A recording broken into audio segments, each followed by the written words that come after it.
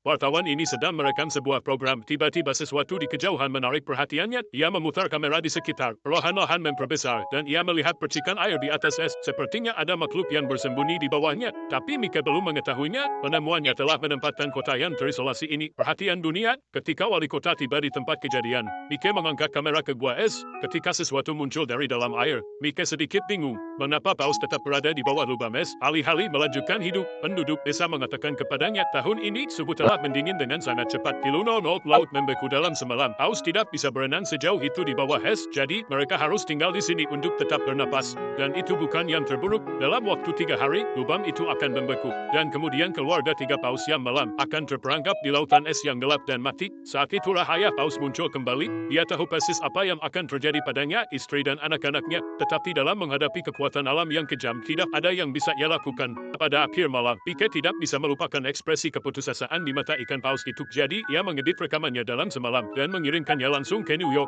Hari berikutnya, paus itu ada di berita. Kisah ini segera menarik perhatian masyarakat. Tidak lama kemudian, media dikerumuni oleh para jurnalis. Mereka semua ingin menghasilkan uang dari ikan paus. Kamar hotel di kota naik dari genap 0 menjadi 500. Namun, antusiasme mereka tidak surut. Kota perbatasan yang tenang tiba-tiba menjadi hidup. Tetapi sang wali kota tampak sibuk. Paus mungkin telah menjadi berita, tetapi mereka tidak keluar dari bahaya. Dan tidak semuanya buruk. Penduduk setempat memiliki tradisi membunuh paus. Penduduk desa sudah merencanakan bagian ikan mereka. Wali kota tidak ingin mengambil keuntungan dari ikan, tetapi penduduk desa harus mencari nafkah. Tidak ada yang bisa dilakukannya. Segera setelah itu, sebuah konferensi pers diadakan di kota. Perwakilan masyarakat adat memperdebatkan kasus mereka, menekankan bahwa perburuan paus adalah cara hidup mereka. Itu masuk akal dan lega. Anak dari masyarakat hewan tidak mau kalah, bahwa kapal pemecah es sedang dalam perjalanan. Paus-paus itu akan segera dikembalikan ke laut. Mereka berselisih paham. Untuk sementara waktu situasi terhenti, tiba-tiba semua orang di ruangan itu menoleh ke belakang. Wali kota berjalan ke pesta peluncuran. Apa yang terjadi selanjutnya? Apa yang terjadi selanjutnya di luar dugaan siapapun. Wali kota meyakinkan para delegasi dalam 5 menit mereka sepakat dalam keputusan mereka untuk membantu paus keluar dari perangkapnya. Sekarang Ana bingung.